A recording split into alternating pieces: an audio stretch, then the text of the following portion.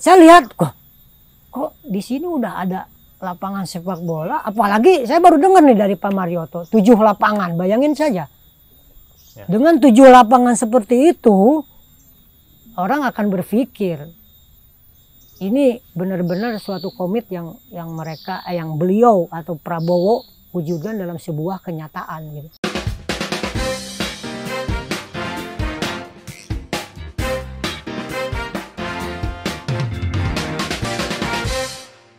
Ini dulu perasaan kebun, Pak. Jadi kayak gini dibikin apa? Iya, ini rencana mau buat lapangan sepak bola. Lapangan sepak bola. Iya, sebelumnya ini lahan pertanian gitu. Ya, karena dulu kan katanya kebun ada singkong, ada betul, apa, ada terong, ada cabai dan sebagainya. Berapa lapangan, Pak, yang dibuat, Pak? Ini rencana 7 lapangan. 7? Iya, rencana 7 lapangan. Ada bola, Pak. Ini siapa nih? Oh. Aduh, punten, Oh, bola dari mana ya? Dari Persib U17, Oh gitu. Kebetulan. Duduk dulu. Ini siapa nih? Naswa. Alvin. Alvin. Oh, ini coachnya. Aku. Iya. Bu, maaf Bu, tolong minum 3 tamu kita. Ini dari Persib ya, Pak ya? Ya. Kan kalau Persib katanya Persib nu aing. Yap. Maunya nu Kodam Siliwangi nya. Kodam Siliwangi. Tadi ada Coach Asep, ada Naswa sama Alvin. Saya dengar katanya ini Persib U17 ya, Pak? Ya, Persib 17. Tadi katanya 17. Ya. Dengar mereka baru pulang dari Qatar katanya ya? Iya, betul. Iya. Gimana tuh kemarin di Qatar pengalamannya? Itu pengalaman buat kami sendiri ya, terutama dari Persib ini ya. Itu suatu penghargaan yang luar biasa. Menurut kami ini pengalaman dan ilmu yang tidak bisa kita dapatkan oleh tim-tim lain gitu kan.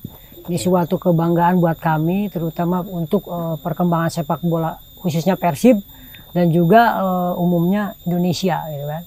Kita bangga bisa ke Qatar, bisa menimba ilmu di sana meskipun sebatas trial di sana, tapi banyak sekali ilmu yang kita dapatkan di sana. Ya.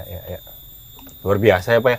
Terus ini anak didiknya ikut waktu ke Qatar, Pak? Ya, ini adalah pemain-pemain inti kita yang dibawa ke Qatar. Oh, ini pemain inti. Pemain semua, pada dasarnya semua kita bawa pemain itu 24 pemain. Dan kebetulan ini salah satunya Alvin dan juga Citra Najwa ini skuad yang kemarin kita juara di tahun 2002 di Piala Nusantara Prabowo. Yang 2020 ya, Pak ya? 2022. 2022 tahun kemarin. Tahun kemarin. Ya.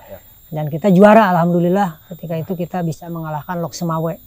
Oh, pertandingan terakhir di final melawan Lok Semawe. Dan beliau mengatakan bahwa tim yang juara itu akan kita kirim ke luar negeri. Ya. Dan ini suatu penghargaan juga buat saya dan sekaligus pengalaman yang tidak saya akan lupakan gitu kan. Karena apa? Qatar itu kan negara Asia yang notabene maju lah dalam sepak bola dan mempunyai komitmen sepak bola yang benar dari mulai pemerintahan gitu kan. Ya, saya bangga bisa menimba ilmu di sana. Dan alhamdulillah anak-anak ini adalah tumpuan dari Persib, siapa tahu nanti bisa jadi pemain-pemain yang lebih profesional gitu kan.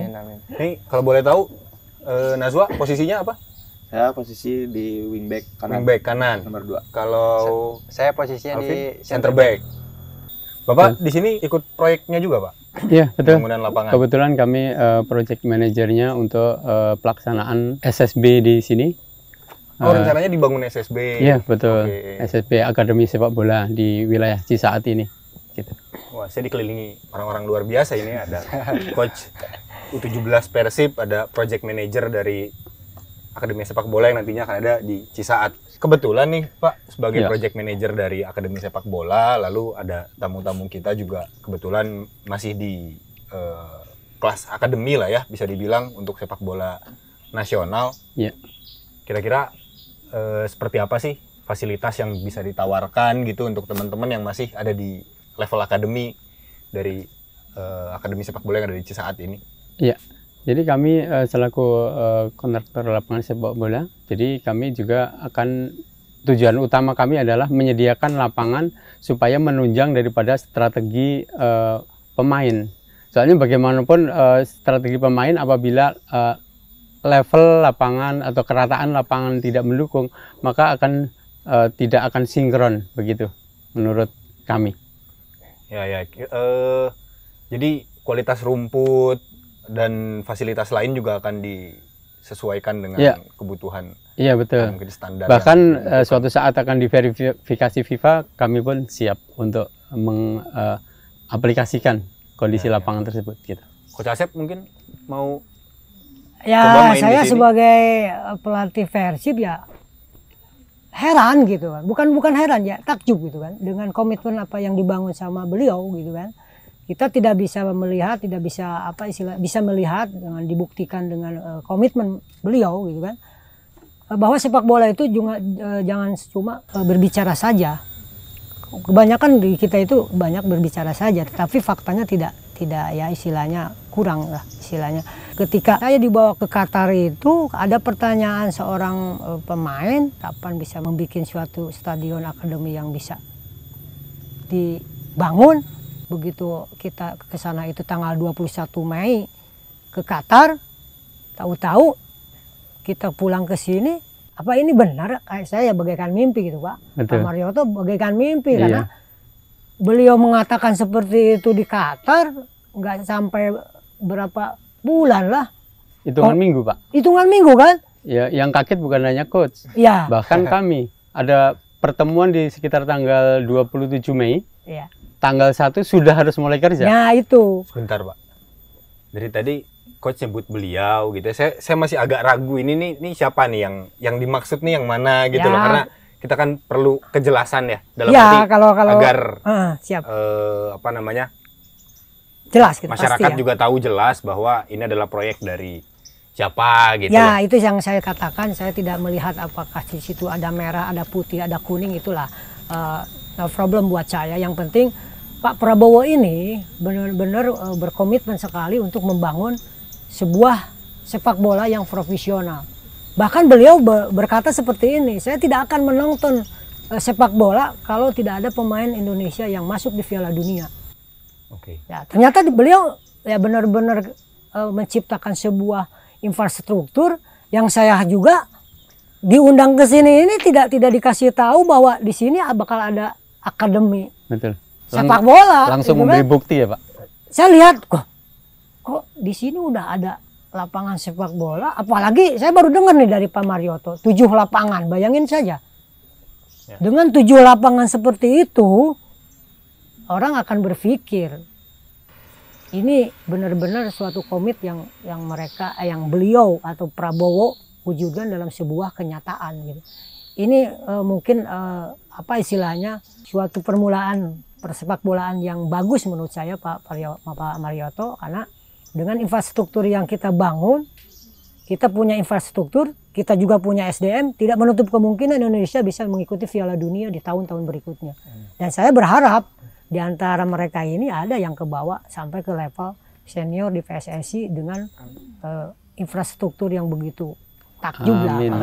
Gitu kan. Itu harapan kita tadi semua. Saya sempat dengar ada penyebutan tanggal ya. Tadi kata coach tanggal 21 diberangkatkan. Ya. Lalu Pak Marioto tadi bilang tanggal 1 Juni sudah mulai pembangunan gitu. Itu kan berarti selisih harinya hanya kurang dari 2 minggu gitu ya Pak ya? Kurang. Itu apa yang dikatakan oleh Pak Prabowo kepada Pak Marioto hari itu sehingga pembangunannya dimulai dengan cepat gitu. Saya ngebayanginnya kayak Roro Jonggrang minta Prambanan ke Bandung Bondowoso gitu loh, atau siapa namanya Dayang Sumbi gitu minta bendung Sangkuriang itu kan ke Sangkuriang gitu. Nah, betul. Ya jadi gini, kami selaku pelaksana pembuatan lapangan sepak bola di sini, ya kaget saja. Jadi maksudnya awalnya saya kira bercanda, kenapa begitu cepat gitu lah kira-kira. Tapi begitu serius dengan adanya kontrak kerja kami, secepat yang kami laksanakan langsung 2 hari kemudian kami sudah merealisasikan. Ya ibaratnya mob dari Jawa tenaga maupun alat itu malam itu juga kami langsung datangkan, kira-kira kayak gitu. Jadi kami mengimbangi semangat beliau gitulah kira-kira. Dan nanti rencananya selain lapangan akan ada apa lagi Pak? Ya rencananya ada kolam renang olimpik. Oke. Ya, ya, maaf, jadi kami lapangan itu yang ukuran standar internasional itu ada 2, maaf, ada 3. Ada 3. Nah, terus yang junior itu ada 2. Terus Perbedaannya apa Pak antara yang untuk internasional dan kenapa ada semacam pembagian junior dan senior itu apa yang membedakan ukuran lapangan saja. ukurannya? Kalau Ya. yang junior berapa kali berapa? 90 panjangnya, lebar 45. Lebarnya 45. Iya, betul. Nah, terus ada lapangan pemanasan dan juga ditambah dengan lapangan indoor yang menggunakan rumput sintetis dan demi menjaga safety-nya si pemain, kami juga pasang shock pad di situ. Oh, jadi di bawahnya Jadi ada semacam peredam gitulah supaya si pemain itu nyaman. Walaupun kadang-kadang kan pemain pro kan suka takut lah main di rumput sintetis, takut cedera. Nah, di sini kami pasang shock pad tersebut adalah untuk menambah safety daripada pemain-pemain yang akan menggunakan lapangan tersebut. lapangan indoor di Indonesia udah ada Pak yang menggunakan shock pad. Setahu kami ini belum ada. Jadi ini yang pertama. Apalagi menggunakan shock SSB yang langsung memiliki 7 lapangan di Indonesia belum ada. Dan itu tadi fasilitas yang lain selain lapangan-lapangan tadi akan ada kolam olimpik. Yang kedua ada lapangan basket, lapangan tenis gitu. Lapangan tenis rencana ada 5. Dan ada rencana gor yang cukup lumayan besar, kurang lebih 50 sampai kali 100 meter yang akan dibangun di sini sebagai fasilitas. Ditambah juga ada gimnasium dan beberapa fasilitas yang lain. Nanti kalau mau latihan mintanya ke sini terus, bilang sama Coach Asep, Coach maunya cuma latihan di sini gitu. Siap.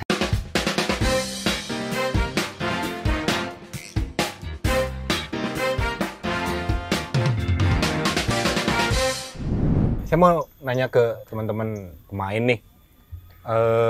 Sebelum bisa berangkat ke Qatar tuh ada sesuatu yang diikuti nggak sih sehingga bisa Persib Junior nih yang berangkat ke Qatar atau Persib U17 yang berangkat ke Qatar, kalian ikut apa sih? Kita tuh ikut turnamen Nusantara Open 2022 Oke, turnamennya di Bogor. Di Bogor. di Bogor. Oke, yang diselenggarakan oleh Pak Prabowo. Ya mungkin dengan apresiasinya Pak Prabowo kita diberikan upgrade lisensi itu janji beliau. Juara pertama kita kirim ke luar negeri ya, termasuk Qatar, dan pelatihnya akan di-upgrade dari B ke A gitu. Dari A mungkin bisa ke A profesional, dan saya juga sangat berharap sekali lisensi saya bisa di-upgrade karena itu merupakan suatu SIM buat saya. Ya. SIM surat izin Melatih gitu kan. Kalau nggak punya lisensi ya, saya pikir seorang legend juga kalau sekarang nggak punya SIM susah untuk bisa naik di level tertinggi. Saya alhamdulillah gitu kan, ternyata dengan sepak bola saya ya itu tadi dari awal komitmen saya ya, bahwa sepak bola itu harus dari sini. Pak Prabowo ya itu direalisasikannya dengan ini yang dibangun Pak Prabowo. Ini sangat luar biasa sekali dan sangat menunjang sekali ke dalam persepak bolaan Indonesia untuk berbicara di level Asia ataupun di level dunia. Ya. Kan sekarang lagi masih kita gembar-gembor ikut Piala Dunia yang usia 17 setelah kemarin kita gagal di usia 20. Betul. Ya mungkin rezekinya kita di timnas usia 17. Ini kebetulan mumpung ada project manager dari Akademi Sepak Bola yang di Cisaat ini, mungkin kita bisa ngobrol sedikit sama teman-teman dari Persib U17 soal ini kali ya, pengalaman berada di lapangan yang dibangun dengan infrastruktur yang luar biasa di Qatar gitu ya. Mungkin Pak Marwoto jadi semacam ada perbandingan dari testimoni teman-teman selama di Qatar mungkin ya. Bisa cerita nggak sih? Ya, jadi menginjak kaki betul. gitu. Ya, jadi saya mau dapat masukan ya. Kira-kira lapangan di Qatar itu terhadap lapangan yang biasa sampean ini pakai, sampean gunakan, kira-kira bedanya apa? Kalau bedanya teh, kan di sini mah agak keras gini. Kalau di sana mah empuk. Ya. Kalau di Indonesia kan lapang bagus cuma di stadion. Betul. Kalau di sana mah kan hampir Hampir semua. Ya, termasuk training centernya gitu ya. Oh, baik. Jadi empuk gitu, enak, nyaman. Ya. Nyaman dibuat passing. Baik, di sini pun kami nanti akan selalu komunikasi sama coach. Jadi bagaimana ketebalan rumput itu diminta. Jadi kami selalu di dalam maintenance kami selalu minta masukan. Jadi rumput kami kurang bagaimana? Ketebalan atau ketipisan atau pas. Nah, dari situ nanti akan menjadi standar kami untuk metode ketebalan pemotongan kami. Karena kan mesin kami kan bisa disetting ketebalannya berapa mili. Nah, jadi kami selalu ada komunikasi sama pihak coach yang menggunakan lapangan kami di sini nanti gitu. Tadi saya tertarik sama Alvin yang bilang passing lebih gampang gitu. Memang kalau passing di lapangan Indonesia kayak apa sih? Beda sekali. Mantul. Mantul. Jadi temennya di kiri boleh ke kanan gitu ya. Ya. Di Ismantul. Iya betul. Oke. Ada lagi kira-kira lapangan yang membedakan lapangan di Qatar dengan di Indonesia pada umumnya? Dari segi warna, mungkin penampilan. Oh iya, jelas tuh. Iya. Dari segi warna di sana sangat hijau gitu. Oke. Jadi gak ada yang kering. Iya, siap. Kan biasanya ada yang kering. Betul. Ya, lapangan ini didukung dengan sistem irigasi yang mumpuni. Jadi untuk gejala kering atau menguning, insya Allah tidak ada di lapangan ini. Waktu di Qatar sempat ngintip ininya nggak sih, perawatannya kayak apa gitu, sempat ngelihat nggak saat si lapangan ini sedang di maintenance, sedang di treatment gitu, sempat lihat nggak kayak apa sih perawatan? Cuma lihat pas Kalau- di sebornya gitu. Kalau mereka mungkin tidak melihat secara detail kan, tapi kalau kami setiap pagi itu kami jogging. Kami jogging setelah sholat subuh 4:30 atau jam Yang 3. jogging cuman tim dari pelatihnya aja. Ya, pelatihnya, Anak-anak nggak? anak-anaknya saya sarankan juga supaya mereka itu keluar, jangan sampai di situ. Harusnya Maksud- mereka disuruh ya. lari dari Doha ke mana? Ya. Maksudnya supaya bisa melihat juga apa istilahnya kualitas apa yang mereka bangun di Qatar itu. Saya ya takjub sekali gitu kan, melihat dengan pembangunan lapangan yang semuanya di konsep yang begitu profesional, sehingga tidak salah FIFA itu memilih Qatar sebagai tuan rumah Piala Dunia. Karena ya itu semuanya dibikin profesional. Dan yang lebih dibanggakan lagi, insinyurnya itu Pak Marioto justru dari kita, dari Indonesia loh. Makanya saya heran gitu kan. Orang-orang Indonesia ini ternyata mampu berbicara di luar negeri dalam hal apapun, termasuk mungkin sepak bola. Karena insinyur yang mereka pergunakan itu dari Indonesia. Betul. Bagaimana cara merawat rumput itu kalau nggak salah Pak Saparudin. Pak Saparudin, dia jebolan Universitas Gajah Mada. Saya pertama kali dibawa makan itu sama Pak Saparudin itu. Betul. Dan dia berbicara banyak tentang lapangan, tentang maintenance lapangan. Karena di Qatar itu ya itu tadi. Mereka komitmen bahwa membangun stadion 10 tahun kemudian Qatar akan menjadi Raja Asia. Terbukti kan? Setelah 10 tahun Qatar menjadi juara Asia di level senior. Ya itu yang harus kita bangun di sepak bola Indonesia juga. Bukan tidak mungkin Indonesia menjadi juara Asia dan tidak apa istilahnya pasti bisa menjuari Piala Dunia juga. Asalkan ya kita komitmen ini direalisasikan dengan pembangunan infrastruktur. Contohnya juga saya dengar tadi dari pengelola yang di sini tadi bahwa di sini juga akan diperhatikan masalah nutrisi. Ya itu sangat penting sekali karena di Qatar itu ya nutrisinya diperhatikan. Ada cerita lucu nggak Pak soal makanan selama di Qatar? Justru itu ada satu liburan hari Jumat kalau nggak salah ya. Hari Jumat kita boleh keluar, boleh refreshing lah. Bebas, acara bebas ya di Pak. Qatar itu. Kita singgah di rumah makan Indonesia nih. Yang notabene Udah di Qatar nyarinya makan Indonesia? Ya itu. Padahal di situ udah disediain dengan nutrisi yang khusus atlet profesional gitu kan. Tapi yang namanya orang Indonesia mungkin udah sangat merindukan makanan-makanan kayak nasi padang atau apa, ayam bakar, sate segala macam. Dibawa saya ke sana sama kru semua di situ sama pemain-pemain. Yang paling lucu itu ketika pesanan makanan udah banyak dan ayam bakar, bebek goreng, pecel lele segala macam kita pesen, itu kelebihan. Jadi bersisa Coach? Itu sisanya banyak gitu kan. Okay. Akhirnya sama mereka lah makanan itu dibawa, termasuk bebek, ayam goreng, lele, semua sate dibawa. Dibawa ke akademi. Ke akademi asrama asrama di Qatar Ya, itu. ya, ya. Pagi kita makan siang kan? Makan siang. Makan siang. Kita makan siang itu kan jam 12 setelah lohor gitu kan. Ya. Mereka bawa semua ke resek.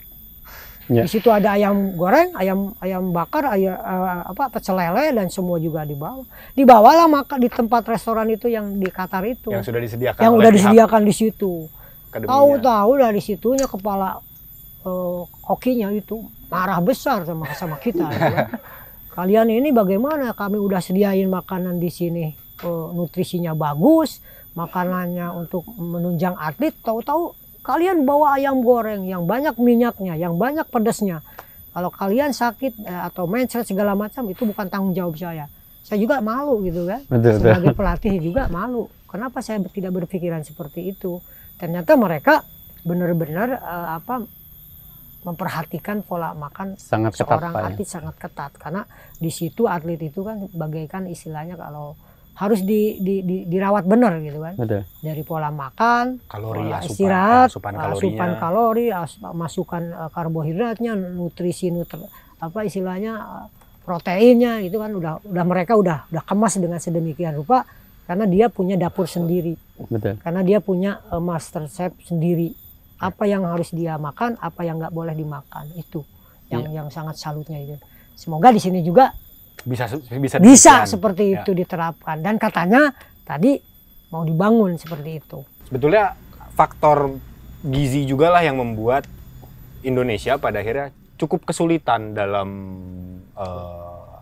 berkompetisi di level yang tinggi gitu. Bukan hanya dari level tim nasional, tapi juga pemain-pemain di klub untuk menembus level-level yang katakanlah keluar dari Asia misalnya, entah itu ke Eropa atau ke Amerika Latin misalnya, atau bahkan ke Timur Tengah sekalipun kayaknya juga masih cukup sulit karena ada faktor-faktor yang belum didukung nih oleh infrastruktur yang harusnya sudah bergerak ke arah ke sana. Kalau menurut Pak Marwoto sama Coach dan Alvin Naswa gimana nih? Ya kalau menurut saya ya kunci keberhasilan kita memang ada 3 hal yang perlu kita catat di dalam sebuah pembinaan sepak bola yang profesional dan menjadikan seorang atlet itu menjadi pemain profesional, yaitu satu disiplin latihan, kedua udah jelas nutrisi makanan atau yang disebut makanan itu harus benar-benar kita siapkan gitu kan, dan mungkin ketiganya tadi kita disiplin dalam masalah tidur, ya, tidur, rest kan itu dari makanan, nutrisi, dan juga disiplin latihan. Dengan kunci itu saya yakin Indonesia bisa berbicara di level Asia ataupun di level dunia. Dan saya sekarang udah melihat lah momentum itu ketika Coach Indra Sapri bisa 32 tahun absen di Piala SEA Games kan. Tanpa trofi gitu. Ya, tanpa trofi 32 tahun, bayangin saja. Tapi ketika Coach Indra Sapri menjadikan juara di SEA Games itu suatu momentum buat kita semua dan menyadari bahwa sepak bola itu ya kita harus sama-sama, dan kembali lagi apa yang disebut komitmen. Ya. Kalau komitmennya asal-asalan ya kita nggak bisa. Ya. Saya dukung Pak Prabowo dengan komitmen ini supaya beliau benar-benar memperhatikan bibit-bibit muda harapan bangsa gitu kan. Betul. Karena sepak bola adalah jati diri juga bangsa. Betul. Nah, makanya sewajarnya, dan mungkin saya selalu istilahnya atas nama Persib juga, dalam tanda kutip saya tidak melihat merah putihnya, tetapi bagaimana komitmen Pak Prabowo membangun infrastruktur yang ujug-ujug gitu kan. Tadi saya katakan ya ujug-ujug, ya saya tidak tahu. Betul. Diundang sama rekan-rekan ini, saya tidak tahu bahwa di sini ada pembangunan ini akademi Cisaat. di Cisaat dengan 7 lapangan yang istilahnya sesuai standar internasional, dan juga mengadopsi dari Qatar. Kami ke sana gitu kan. Dan saya selaku pelatih Persib untuk khususnya sangat menunjang sekali buat perkembangan sepak bola Indonesia.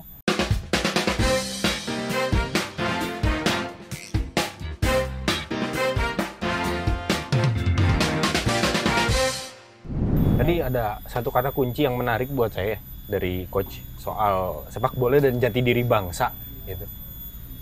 Sebagai pelaku sepak bola nih coach, sebetulnya sejauh apa sih sepak bola bisa membentuk identitas sebuah bangsa maupun juga masyarakatnya gitu loh. Ya kita tidak pungkiri kan bahwa Indonesia itu dengan penduduk 200 juta, bayangin saja dengan 200 juta penduduk itu, masa sih yang kata Pak Prabowo itu tidak ada 11 pemain yang bisa berbicara di level dunia ataupun di level Asia. Nah ini momentumnya gitu kan. Saya sangat mendukung sama beliau, sama Pak Prabowo dengan dibangunnya infrastruktur ini menjadikan momentum di Indonesia itu mungkin kalau saya lihat baru pertama ya mungkin Pak Marioto ya. Iya, betul. Pembangunan akademi di Cisaat ini yang pertama mungkin. Karena kalau saya lihat di akademi-akademi lain ya juga ada, tapi tidak semegah ataupun tidak sekomplit yang akan dibangun di sini.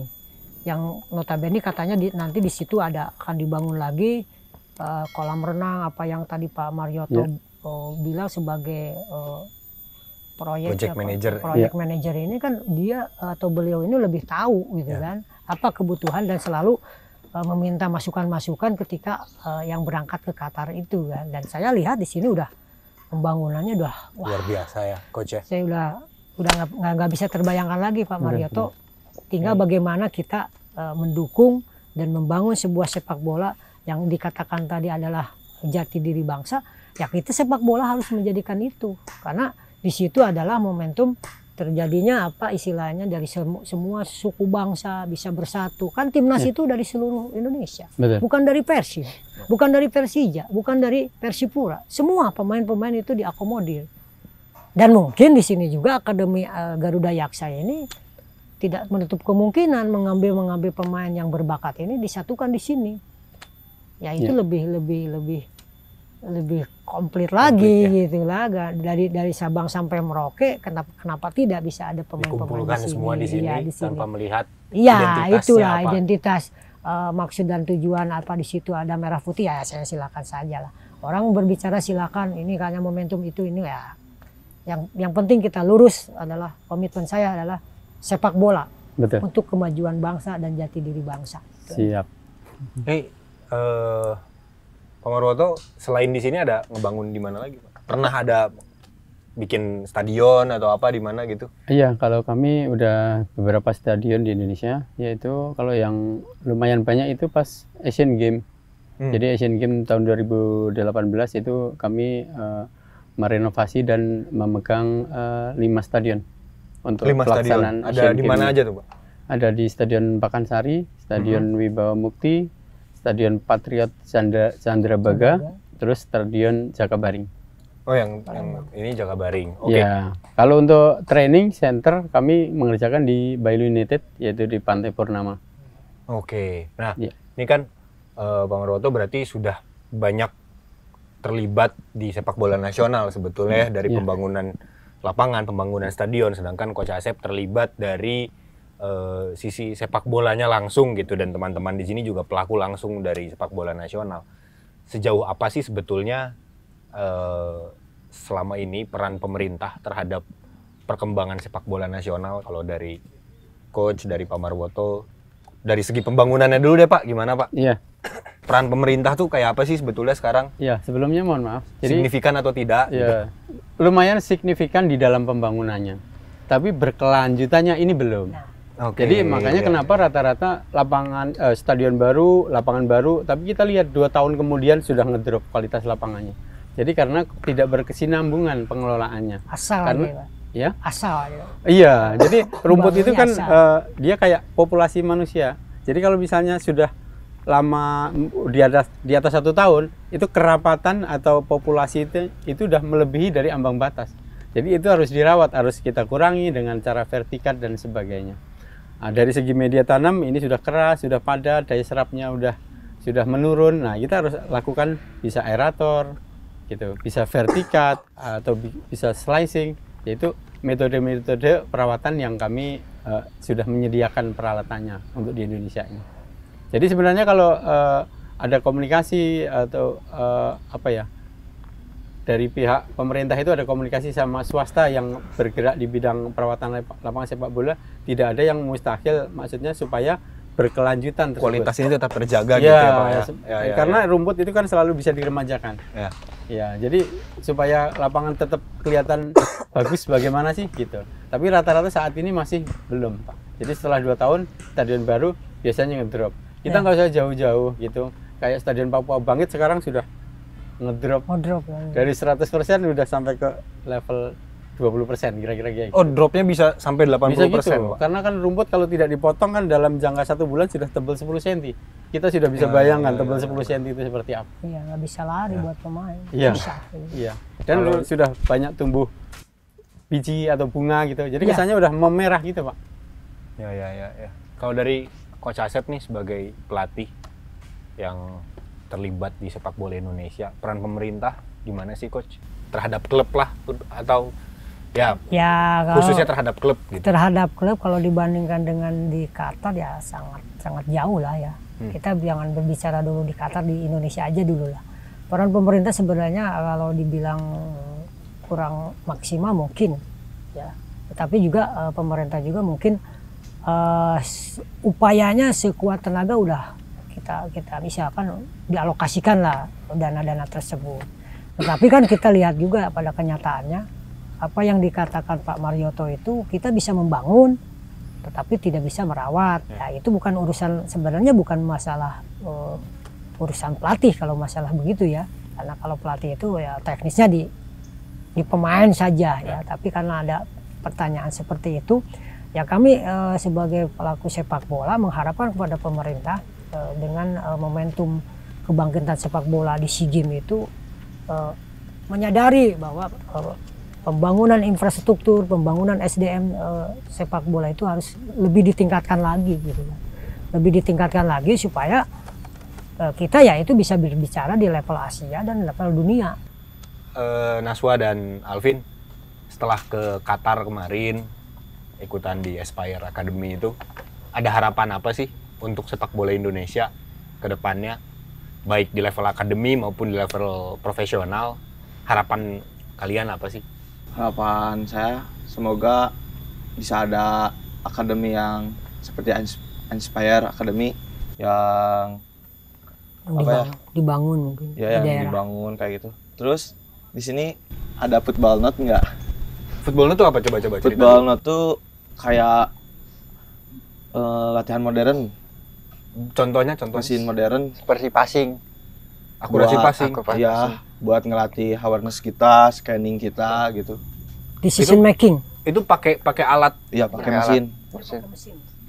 Itu waktu di Qatar itu jadi ceritanya gini, di Qatar itu kan ada satu mesin yang disebut Football note. football note, di mana itu adalah mesin ketika pemain itu kapan harus decision apa istilahnya memutuskan untuk passing atau kontrol bola itu semuanya pakai mesin. Bola-bola yang dilemparkan itu pakai mesin dengan durasi itu bisa diatur sama kita gitu. Mau pakai remote control, medium ataupun low dan juga high gitu kan, tergantung levelnya kita pakai di mana nih. Nah kalau kemarin kita coba itu baru di level paling bawah, paling low gitu kan, karena ya kalau level-level dunia mungkin udah di high gitu kan, karena di kayak Messi CS ya udah, nah ini lagi lah kayaknya bagaimana Virgil van Dijk kayaknya nggak mungkin deh low mah. Ya. Udah pasti di ya atas. di situ ada mesin yang mempergunakan belajar atau dilatihkan kepada mereka itu dia decision making ya, keputusan gitu. Jadi belajar keputusan untuk apakah ini di stop atau di free start atau bagaimana, stop bolanya atau passingnya harus bagaimana, itu di situ ada di situ. Berarti data setiap pemain juga diambil ya, Ya. dari gerakannya, Dari gerakannya, dari kualitas passing, dari bobot passing juga decisionnya, karena ketika lampu itu menyala di sebelah kanan, kita otomatis apakah kita mau balik kanan ataupun prestasi kita yang harus benar gitu kan.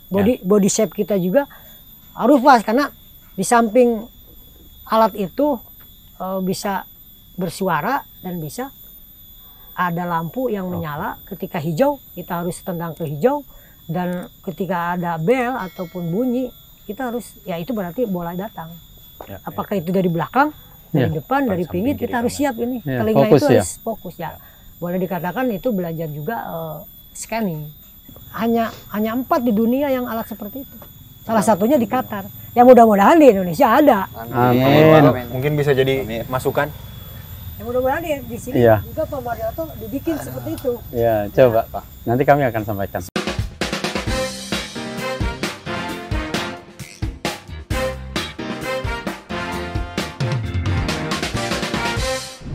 Saya mau tanya, kalau misalnya kan kalau kita lihat beberapa akademi sepak bola di Eropa ya, ada La Masia, ada Liverpool dan lain-lain. Anak-anak ini dari usia 7 tahun mereka udah tinggal di asrama yang dibuat oleh klub gitu. Ya. Kayak La Masia kan dari usia 7 mereka udah tinggal di situ terus gitu dan menjalankan sistem latihan dan bermain yang itu aja gitu loh. Ya. Siapapun pelatih Barcelona ya seperti itulah cara mainnya, atau siapapun pelatih Dortmund ya seperti itulah cara mainnya, karena ada semacam bonding yang lebih kuat karena anak-anak ini tinggal di satu tempat tinggal yang sama. Kemungkinan di Cisaat ini bisa nggak Pak kalau kayak gitu? Kalau menurut kami akan bisa, karena fasilitas juga mendukung, apapun yang diperlukan oleh pemain sudah disediakan, jadi otomatis akan tercipta hal tersebut gitu, habitat tersebut gitu loh. Jadi akan menjadi karakter tersendiri ya, yang nanti yang keluar dari pemain-pemain yang keluar dari SSB ini.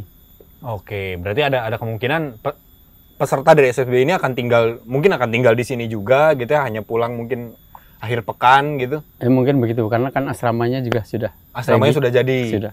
Kalau kalian mau tinggal di asrama gitu? Mau banget. Ya. Ngops dulu. Yuk. Maroto? Ya.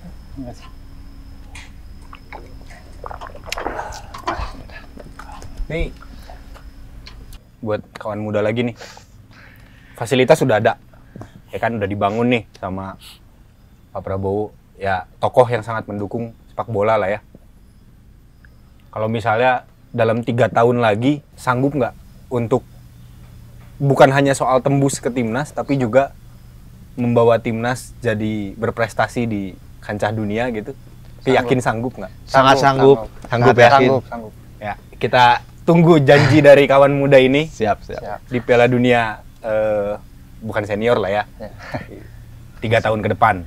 Semoga mereka bisa membuktikan apa janji-janji yang tadi Coach Mas Nino katakan, bahwa 3 tahun ke depan kalian harus menjadi pemain kelas dunia gitu kan ya. Amin. Semoga dengan adanya seleksi dengan infrastruktur yang ada sekarang menambah motivasi tinggi nih. Kita udah sejajar dengan Qatar. Boleh katakan Qatar lah. Ya karena ini miniaturnya Qatar juga gitu kan. Ya. Yang notabene semua terinspirasi Prabowo itu dari Qatar itu juga, dari Aspire Academy ya. Bagaimana membentuk apa istilahnya, membangun sebuah sepak bola profesional yang dikenal bangsa, yang dikatakan tadi saya adalah harga diri bangsa, ya kita wujudkan dengan mendukung yang Pak Prabowo bangun gitu kan. Ini suatu infrastruktur yang sangat bermanfaat sekali buat perkembangan sepak bola di Indonesia, terutama di timnas ataupun di level-level internasional gitu kan. Kita bisa diakui nanti, kalau apalagi kita udah selesai nih, kita mungkin bisa melihat ternyata ini Indonesia juga bisa membangun sebuah infrastruktur yang setaraf dengan internasional atau Qatar gitu kan. Saya sangat mendukung sekali, dan saya kepada pemain-pemain inilah harapan mereka gitu kan. Inilah momentum. U17 timnas siapa Coach? Kalau saya pikir saya belum bisa apa istilah menentukan, karena itu hak prerogatif dari. Coach nggak ada bocoran nih kira-kira siapa pelatihnya? Atau mungkin bisa jadi malah Coach Asep nanti yang ditunjuk. Ya mudah-mudahan lah, mudah-mudahan karena rezeki itu saya pikir ya siapa sih yang tidak ingin menjadi seorang pelatih kelas timnas nasional. Itu suatu kebanggaan. Apa yang saya katakan itu adalah jati diri bangsa, sebuah bangsa gitu kan. Apalagi kita membela timnas, apapun yang saya bisa, yang saya mampu berikan untuk timnas ataupun bangsa ini, dengan olahraga karena saya passionnya di sepak bola ya. Ya mudah-mudahan saja bisa terrealisasi lah, tetapi saya juga tahu diri lah apa saya gitu kan. Kemampuan saya sekarang baru Kan Coach Asep di Invincibles tadi kan. ya kita baru lisensinya kita kan lisensi B ya kan, mudah-mudahan Oke. kita udah bulan berikutnya kita udah Untuk masuk jadi pelatih timnas lisensia. lisensinya minimal apa? Kita kan kalau ke timnas itu ya minimal kita udah apro itu harus Ya, punya ya. juga kan. Sementara saya baru level B. Sebuah mimpi itu bisa jadi kenyataan kalau kita kembali lagi komitmen di sini gitu kan, Dan membangun. optimismenya juga sudah terjawab Nah, melalui ini pembangunan ini ya Coach. udah ya? ada di situ Ya. lah. Kita selalu nyambung gitu dah. Ini Coach kan pemain di timnas nanti ada beberapa yang memang dipanggil dari tim yang Coach asuh gitu ya, dari Persib U17 demi menunjang penampilan katakanlah Naswa dan Alvin dan teman-teman lain dari Persib U17 lolos seleksi timnas. Kira-kira ada pelatihan khusus nggak sih dari Coach Asep demi menyiapkan kawan muda ini untuk bermain di level timnas selain pelatihan di timnasnya itu sendiri gitu loh Coach? Saya pikir ya, saya mungkin agak sedikit ke bawah dulu. Saya berterima kasih sekali kepada pelatih-pelatih yang ada di level bawah ya, terutama di SSB, di akademi. Kita tidak bisa menjadikan pemain ini bisa bermain bagus tanpa ditunjang dengan latihan dari bawah dulu gitu kan. Siapapun pelatihnya, saya selalu mengucapkan terima kasih dan bisa masuk ke akademi Persib dan juga bisa membawa tim ini ke Qatar dengan apa istilahnya diberi penghargaan dari Piala Prabowo itu. Ya kita sekali lagi berterima kasih kepada pelatih-pelatih yang ada di bawah gitu kan. Yang artinya mereka pahlawan-pahlawan yang notabene berjuang dari yang tidak bisa menendang jadi bisa gitu kan. Kami hanya melanjutkan dan kami hanya meracik gitu kan. Bagaimana posisi mereka itu yang spesialnya di mana. Meskipun tadi udah kita dengar bahwa saya sebenarnya bukan di posisi tersebut yang dia inginkan, tetapi harus ingat di fase pengembangan sepak bola atau fase pengembangan permainan sepak bola itu adalah usia 16-17. Mereka tidak paham. Ketika mereka dipanggil timnas, tahu-tahu kamu dari nomor 3, nomor 7, apakah dia akan menolak? Nggak mungkin. Sama aja dengan dia bunuh diri. Dipulangin. Apalagi dengan pelatih kelas dunia seperti Sintayong. Makanya mereka tidak berpikir bahwa saya itu merombak atau merotasi pemain itu ada tujuan. Karena mereka itu pengembangan permainan di fase itu. Kita harus berikan kesempatan. Biarkan mereka bisa bermain dengan segala posisi itu aja. Ini untuk Coach Asep, untuk kawan muda ada Naswa dan Alvin, Marwoto juga. Apa sih yang perlu kita lakukan gitu ya? Baik sebagai masyarakat, sebagai tokoh yang membangun sepak bola Indonesia dari segi infrastruktur dan apa namanya pelaku sepak bola secara langsung gitu ya. Apa yang perlu dilakukan agar sepak bola Indonesia ini bisa jadi lebih baik? Mulai dari Pak Marwoto dulu, Pak. Iya. Kalau menurut saya selaku pelaksana pembangunan lapangan sepak bola, yaitu kami harus mampu menyediakan lapangan yang benar-benar mendukung daripada pemain. Maksudnya kualitas lapangan utamanya yang kami harus bisa sajikan. Seperti itu. Kalau dari kami. Kualitas lapangan dan juga hal-hal di balik itu mungkin ya Pak Marwoto ya, kayak aturan soal gizi pemain dan segala macam gitu mungkin harus lebih terregulasi atau? Iya. Kalau itu mungkin coach yang lebih. Oh, itu jatahnya coach ya? Itu, kalau sudah masuk ke gizi pemain. Kita beralih dulu ke Coach Asep. Saya ucapkan terima kasih. Semoga pembangunan ini menjadi cikal bakal suatu perkembangan persepak bolaan yang benar-benar profesional gitu.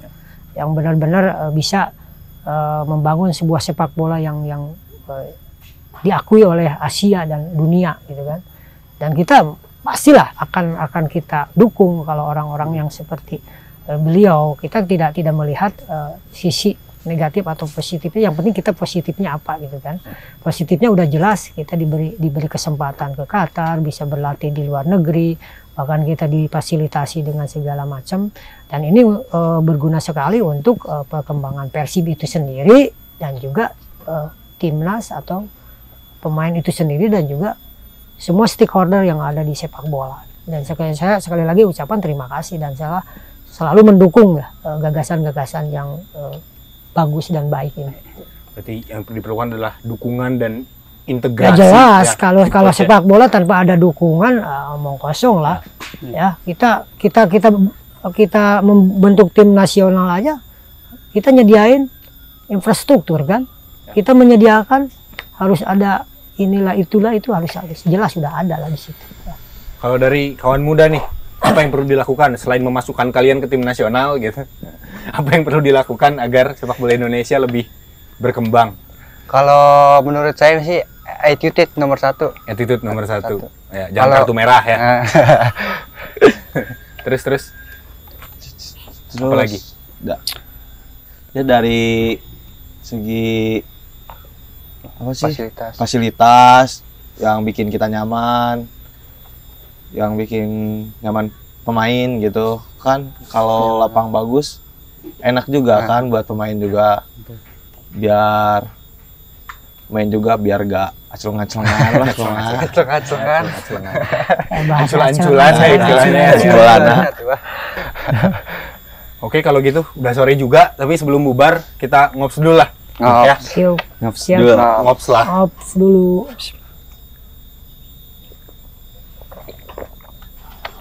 Ya, kawan muda, ini adalah bukti dari kepedulian Pak Prabowo terhadap sepak bola nasional, mulai dari tingkat akar rumput sampai profesional. Sampai ketemu di Ngops Dulu berikutnya. Dadah!